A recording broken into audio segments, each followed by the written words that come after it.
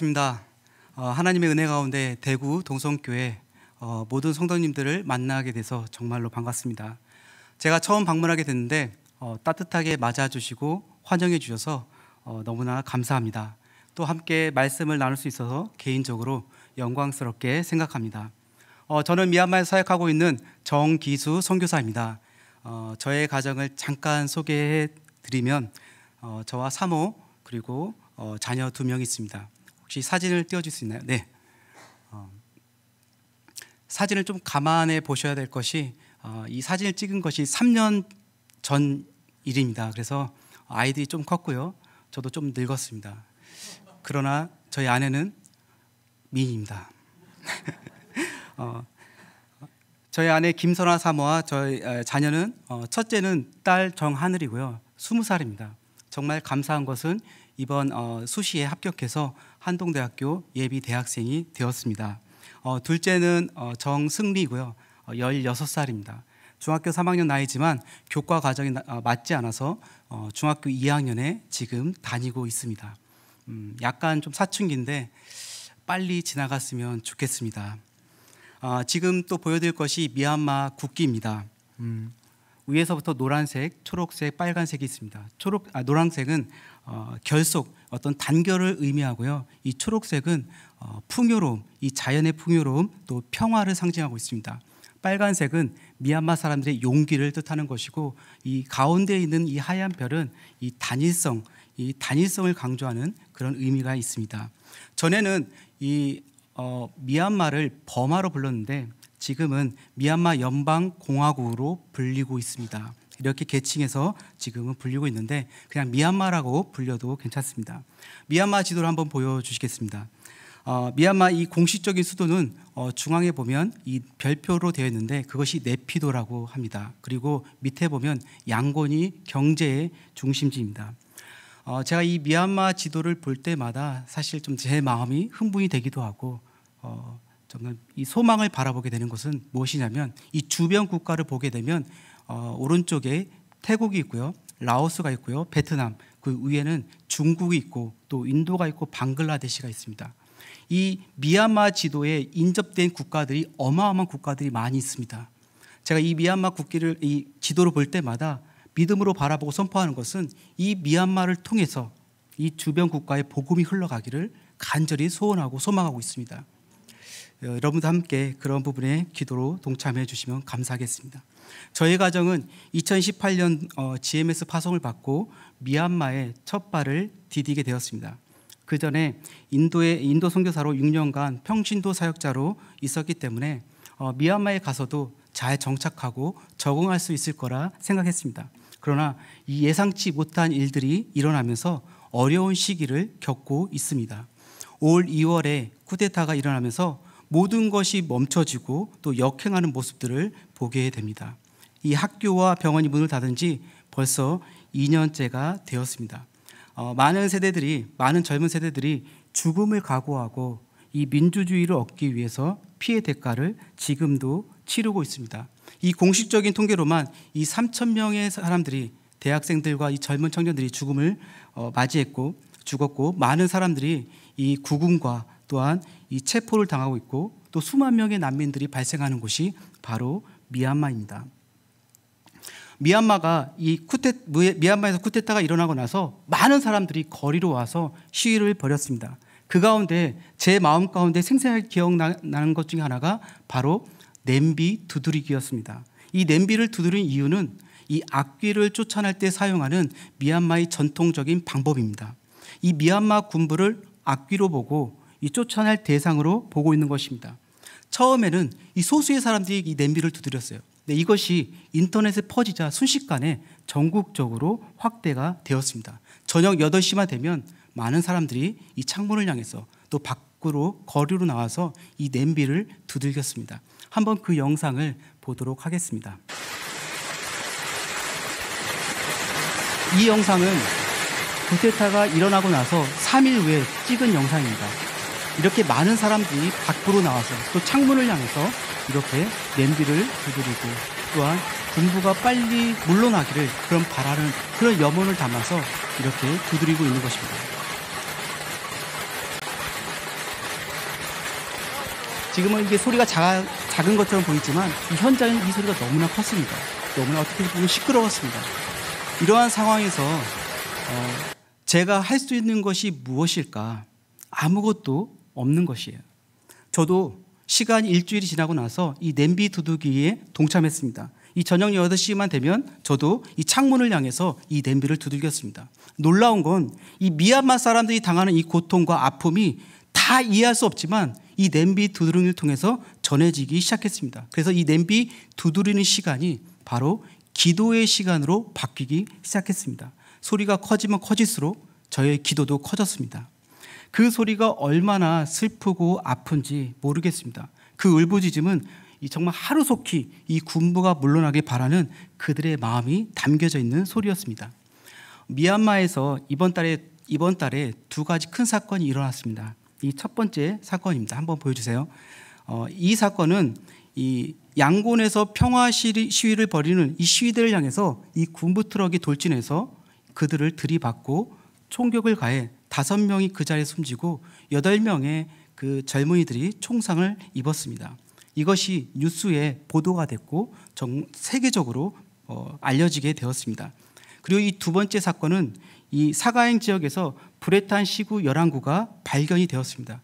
군인 한 100명쯤이 이 마을에 급습해서 이렇게 불을 지른 건데요. 그 이유는 임시정부인 국민통합정부를 도왔다는 이유 하나만으로 이렇게 보복을 하고 불을 지른 것입니다. 그 11구의 시신이 이 형체를 알아볼 수 없을 정도로 재가되었고 일부는 손이 묶인 채 이 군인들에게 총을 맞아 이 사망했다는 보도가 되었습니다.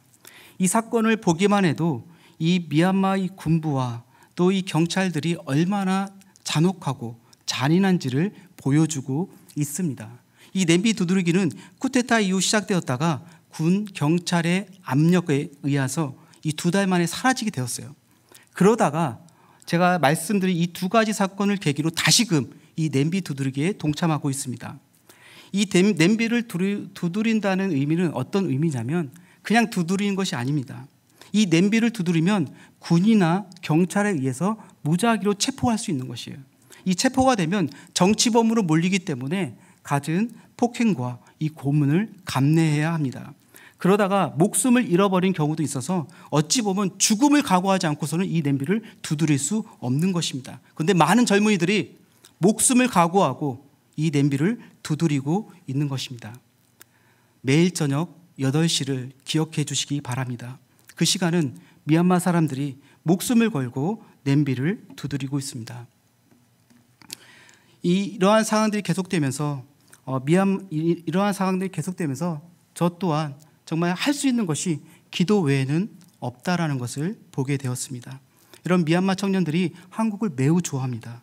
K-팝이나 한국 드라마가 인기가 많이 있습니다. 무엇보다 한국이 겪었던 이 민주화 운동을 지금 미얀마 국민들이 겪고 있는 것에 대해서 많은 한국인들이 지지해주고 공감해주기 때문에 미얀마 사람들이 더 좋아하는 것 같습니다. 그래서 이 한국이라는 나라에 관심이 높아지면서 한국어를 배우고자 하는 청년들이 많이 일어났습니다.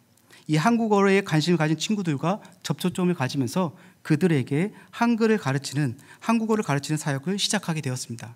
이 코로나로 인해서 이 대면에서 비대면으로 바뀌게 되었고 이 줌을 통해서 그들에게 수업을 하다 보니까 이 핸드폰 사용이 좋지 않은 친구들은 자꾸 튕겨져 나갔습니다. 또 전기가 나가면 인터넷이 나가기 때문에 갑자기 화면에서 사라지는 친구들도 있었습니다. 열악한 상황임에도 불구하고 어떻게든 배우려는 그들의 마음이 너무나 귀했습니다.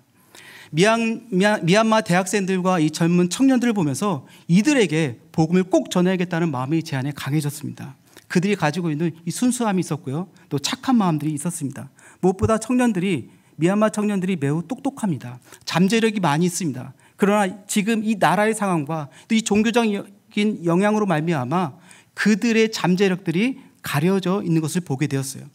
어떻게든 그들이 가지고 있는 이 잠재력을 끄집어내면 다음 세대의 희망이 될 수 있겠다는 소망을 보게 되었고 무엇보다 이들이 복음을 받아들이면 정말 이 미얀마 교회 역사 안에서 핵심적인 역할을 감당해내는 하나님의 사람으로 세워질 수 있겠다는 그런 비전을 보게 되었습니다. 이런 상황에서 이들에게 필요한 게 무엇일까? 기도해보고 또 기도해보지만 정말 예수님 밖에는 생각이 나지 않았습니다. 예수 그리스도, 그분만이 그들에게 있어서 유일한 소망이고 희망인 것을 보게 되었습니다. 하나님의 은혜와 그 소망이 그 땅에 온전히 부어질 수 있도록 함께 기도를 부탁드리겠습니다.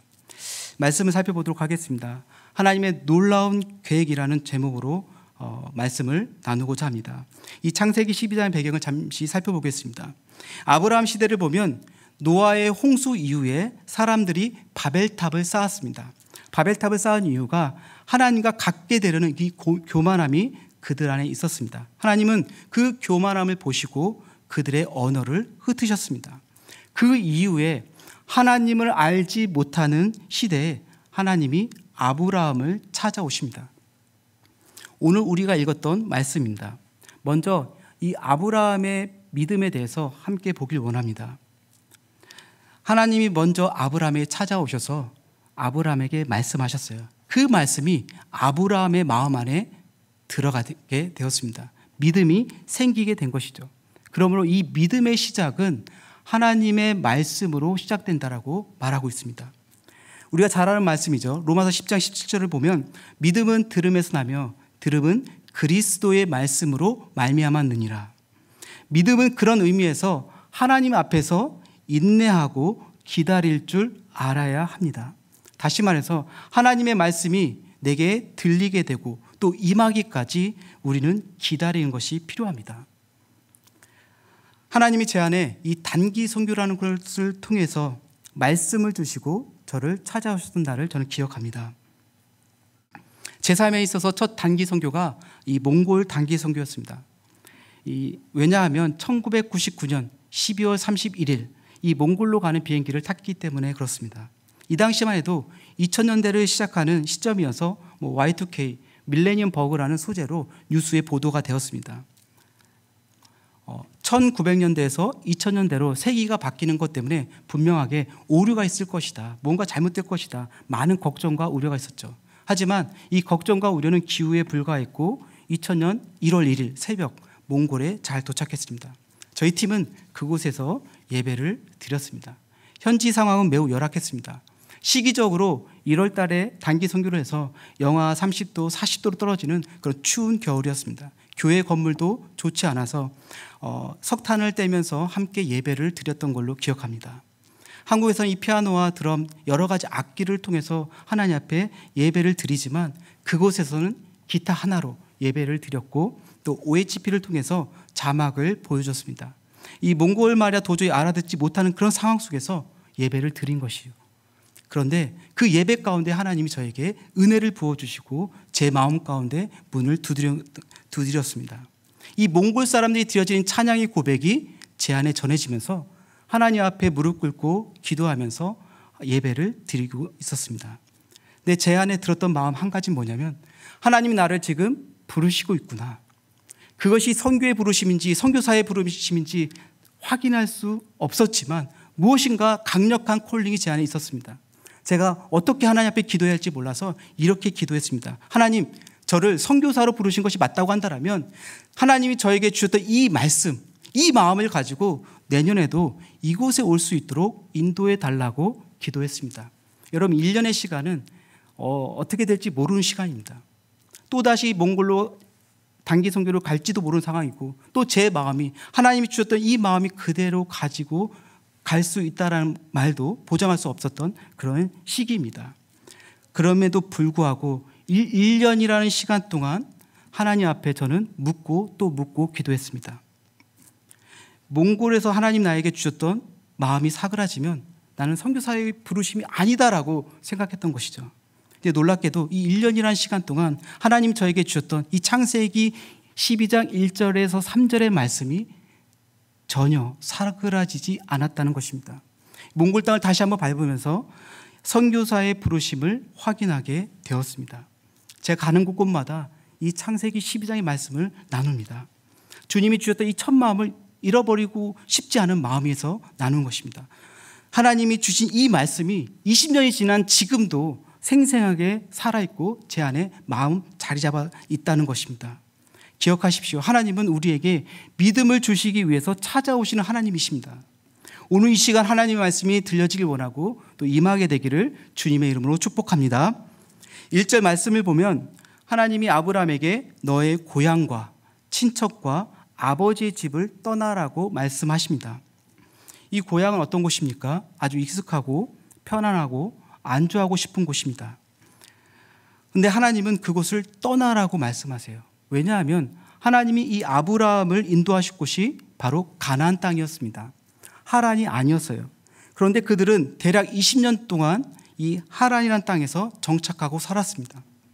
그 20년 동안에 하나님의 말씀이 이 아브라함의 아버지 데라에게도 임했는지도 모르겠습니다. 왜냐하면 창세기 11장 31절을 보게 되면 제가 읽겠습니다. 데라가 그 아들 아브람과 하란의 아들인 그의 손자 롯과 그의 며느리 아브람의 아내 사레를 데리고 갈대아인의 우르를 떠나 가나안 땅으로 가고자 하더니 하란에 이르러 거기 거류하였으며 라고 기록하고 있습니다. 주체가 누구입니까? 바로 데라였습니다. 데라가 이 아브람과 그의 손자 롯 그리고 며느리 사레를 데리고 어디를 가고자 했습니까? 가나안 땅으로 가고자 했습니다. 근데 무슨 연유인지 모르겠지만 하란에 머물러서 거류했다라고 기록하고 있습니다. 데라가 더 이상 움직이지 않자 하나님의 말씀이 바로 그 아들 아브라함에게 임한 것입니다. 데라는 왜 믿음의 여정을 지속하지 않았을까? 많은 여러 가지 이야기가 있지만 이 유브라데 강을 기준으로 오른쪽에 보면 오른쪽은 메소포타미아 문명이 발생한 비옥한 땅이라고 나와 있습니다. 그것이 바로 하란인 것이죠. 그리고 왼쪽은 가나안 땅인데 그렇지 않았다는 것입니다. 우리가 가나안 땅이라고 하면 젖과 꿀이 흐르는 땅, 하나님이 유업으로 주시는 땅이라고 우리는 친숙하게 알고 있습니다. 하지만 이 고대 사회에서는 이 고대 부족 사회이자 바로 인신 제사를 드렸던 곳이기도 하고 미개하고 살벌했던 곳입니다. 하란은 너무나 비옥한 땅이었지만 가나안 땅은 그렇지 않은 것이에요. 데라도 믿음으로 담대히 여정을 시작했지만 이 유브라데 강이라는 도전 앞에서 결국 포기한 것입니다. 이 데라의 의미, 데라가 가지고 있는 이름의 의미가 무엇인지 아십니까? 바로 지체하는 자, 지연시키는 자라는 의미를 가지고 있습니다. 이것은 오늘날 우리가 믿음으로 살아가려고 하는 사람에게도 현실적인 문제이기도 합니다. 인간은 익숙한 곳, 또 안주하고 싶은 곳, 이 편안한 곳에서 있고 싶어 합니다. 바로 이 하란과 같은 곳에서요. 인간의 본성은 이런 걸로 단절될까 봐 두려워합니다. 그래서 이것을 꼭 붙들고 살아갈 때가 있습니다. 그런데 인간이 왜 불행해지시는지 아십니까? 가진 것이 없어서 불행해지기보다는 욕심과 집착으로 인해서 불행해지는 경우가 훨씬 더 많다는 것입니다. 이 집착과 욕심이 우리 부르심을 따라가는 데 있어서 지체시키게 만들고 지연시키게 만든다는 것입니다. 나의 믿음에 있어서 믿음으로 우리가 떠나야 할 것이 있다고 한다면 믿음으로 끊어내고 떠나게 될 수 있기를 바랍니다. 아브라함은 데라가 죽자마자 그곳 하란을 바로 떠납니다. 그 바로 떠났다는 것을 기억하십시오. 뒤를 돌아보지 않고 그 고향을 돌아보지 않고 바로 떠난 것입니다. 그리고 1절 후반부에 보면 내가 내게 보여줄 땅으로 가라라고 말씀하고 있습니다. 믿음은 목적을 향해 나아가는 것입니다. 하나님이 보여준 땅이 아니라 보여줄 땅으로 가라고 말씀하세요. 그것이 바로 약속의 땅입니다. 우리는 보이는 것을 쫓아가는 것이 아니에요. 보이지 않는 하나님의 약속을 믿고 따라가는 것입니다. 그렇기 때문에 그 약속을 따라가다 보면 때로는 비좁은 길, 때로는 힘든 길, 때로는 어려운 길을 만나게 될 수 있는 것입니다. 그럼에도 불구하고 그 길을 가야 하는 것이죠. 하지만 많은 사람들이 그런 길 앞에서 주저하고 머뭇거리고 자꾸 뒤를 보고 있다는 것입니다. 제가 선교사로 살아가면서 이 힘들고 어렵고 또 험악한 길이 무엇인가 생각해 보았습니다. 때로 이 재정의 문제에 있어서 좀 발을 동동 구를 때가 있었고 또한 아이들의 교육 문제, 이 교육 문제 앞에서 정말 막막할 때가 있었던 것을 기억합니다. 때론 이 현지 적응하는 문제에 있어서도 힘들었던 것 같습니다. 사실 어른은 현지 적응하는 데 있어서 그래도 감내하고 참을 수 있지만 아이들은 음식과 물이 맞지 않아서 한동안 고생을 했던 것을 기억합니다. 언어는 어떻습니까? 그 나라 말을 모르면 그것이 어른이든 아이든 똑같습니다. 누군가의 도움이 없이는 살아갈 수가 없는 것이죠. 또 이 사역적인 관계, 이 관계 어려움들을 만나게 될 때도 있고요. 또한 이 정치적인 문제, 이 쿠데타와 같은 이 정치적인 문제를 만나게 되면 내가 원치 않지만, 이해할 수 없지만 그 어려운 길을 만나게 되는 것입니다. 이 코로나 같은 팬데믹 상황, 이 상황들도 우리가 원치 않지만 만나게 될 때가 있는 것입니다. 제가 이런 어려움들을 생각해 보면서 내가 할 수 있는 영역도 있지만 내가 할 수 없는 영역들이 훨씬 더 많은 것을 보게 되었습니다. 그 중에서도 이 자녀의 문제들이 선교사들에게 있어서 가장 넘어야 할 큰 산인 것 같습니다. 제가 처음에 소개했지만 이 중3인 둘째의 성장 과정을 한번 생각해 봤습니다. 제 둘째는 인도에서 태어났습니다. 그렇다고 인도 사람은 아니고요. 한국 사람입니다. 인도에서 4년간 자랐고요. 그리고 한국에서 7년 동안 또 자랐고요. 그리고 다시 미얀마에서 3년 동안 지냈습니다. 지금은 한국에서 9개월째 학교를 다니고 있습니다. 그리고 그 기간 동안 유치원을 5번 옮겼더라고요. 그리고 초등학교를 3번, 중학교를 3번 옮겼습니다. 둘째는 이 미얀마 간다는 그 소리만 들어도 정말 스트레스를 많이 받았던 아이였어요. 눈물을 흘렸던 아이였습니다. 저희 가정이 미얀마로 파송받는 날도 정말 눈물바다를 이룬 아이였습니다. 미얀마 가서는 어땠을까요? 좋아지면 너무나 감사하겠지만 언어가 되지 않아서 눈물로 그 몇 달 동안 학교를 다닌 것을 저는 기억합니다. 1년 정도 지나니까 조금 괜찮아졌을 때 코로나가 터지고 온라인으로 바뀌고 또 쿠데타가 일어나면서 더 이상 수업을 진행할 수 없어서 또 한국으로 오게 되었습니다. 한국에 오면 조금 나아지겠지라고 생각했는데 부산에서 한 달 동안 학교를 다녔는데 한 달 동안 학교를 다니면서 어느 누구하고도 한마디 말을 하지 않았다고 합니다. 저희 아이는 말하는 걸 되게 좋아하는 아이예요. 친구를 아주 중요하게 생각하는 아이예요. 그것이 자의적이든 타의적인지 모르겠지만 어느 누구도 저희 아이에게 한마디 말을 걸어주지 않았다고 해요. 힘들만도 한데 어려울만도 한데 엄마 아빠한테 떼쓸만도 한데 떼쓰지 않더라고요. 괜찮아 라고 얘기하더라고요. 근데 그 괜찮다라는 말을 들을 때 더 마음이 힘들었습니다. 힘들지만 이런 상황들을 맞이할 때가 있습니다. 어떻게 보면 이것이 끝이 아니라 더 어려운 상황들을 우리가 마주할 때도 있는 것 같습니다. 우리가 이해할 수 없는 문제들 우리가 만날 때도 있는 것 같습니다. 내가 대신 아파해 주면 좋겠지만 그럴 수가 없잖아요. 저희는 어떡합니까? 그런 문제들을 가지고 하나님 앞에 대면하면서 묻고 또 물으면서 기도하는 것입니다. 또 하나님이 또 해답을 주시면 그것 가지고 또 우리가 나아가는 것, 또 하나님의 뜻을 깨달아가는 것이 신앙의 여정이라고 생각합니다. 그러나 결코 쉬운 것은 아니라고 생각합니다. 아브라함은 고향을 떠나면서 얼마나 하나님 앞에 묻고 또 물었겠습니까?